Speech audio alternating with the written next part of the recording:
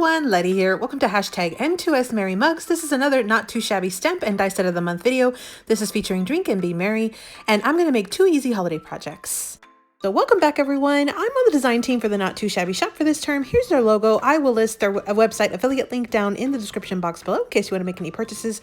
I have the October stamp and die set of the month called Drink and Be Merry that I'm going to be showcasing today. It comes with 3 really cute images of mugs, 3 sentiments, a candy cane, some additional embellishment items. There is a coordinating die set that you can purchase, and what I love is that it cuts out the little handles of the mugs. It also cuts out all of the words or the phrases here that we have in our sentiments. Those 4 little small embellishment items are the only things that don't have coordinating dies, but you typically would just stamp those straight on your paper.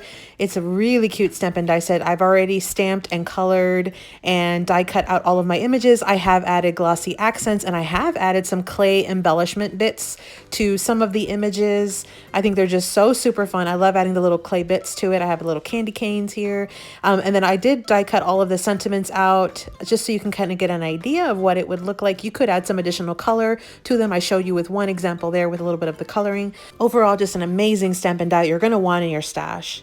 Okay, so before we dive into today's project, let me show you the previous projects I've made using the stamp and die set. I made these 3 cards. These were part of the Hop-In giveaway, which is now closed, but I used 3 of the paper pads from Not Too Shabby Christmas Critter Basics Christmas Critters, and then the Sparkling Christmas Wishes. The last 2 were part of the box of the month for this month. Made those 3 cards, and then I took out those same paper pads. I did 5 sheets of paper and made 4 cards with no scraps, and so I did add some little strips on the inside, layered things up on the front, made it a little dimensional. It's a super easy card design. I have a tutorial for this and the previous video. I'll link them both down below for you. So today we're using that stamp and die set and the same paper pads that I had previously taken from Not Too Shabby, and we are going to make 2 easy projects. The first one is just a project share. I made these hot cocoa sleeves. These are ready and decorated to just add a little pouch of hot cocoa right on the inside. It's seamless. I do have a previous full tutorial video. I'll link it down below in case you have not seen that. I'll also try to find it and link it at the end. Then the second project I wanted to show is the Hershey's candy bar sleeves. I've also done this on my channel multiple times. I've already prepped these. I've already added my double-sided adhesive. I've already decorated the fronts of 3 of them, and I'm going to do one on camera with you today. Super, super easy. These are perfect for those larger Hershey bars, the 1.55 ounces. You need a paper that's 5 3/4 by 5 3/4. So this is a perfect project for those 6 by 6 paper pads. You can cut it down just a tiny bit and make one of these sleeves.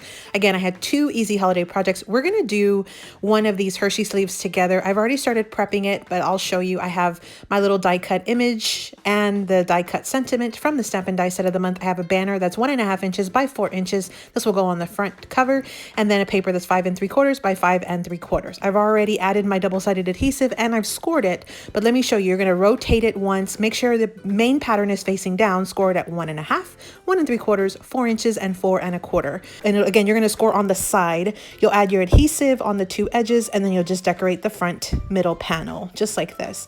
And so again, I do have a much better tutorial that's a little bit slower. I'll link that down in the description box below. I'm also adding a little scrap strip right on top, and I have fishtailed the ends. And so the way that you add a little fishtail on a scrap like this, you do a small little cut right in the inside of your edge, just like that. And then you're gonna, from the corner, go up to the point of the cut that you just made. And so you'll just repeat the same thing on the other side.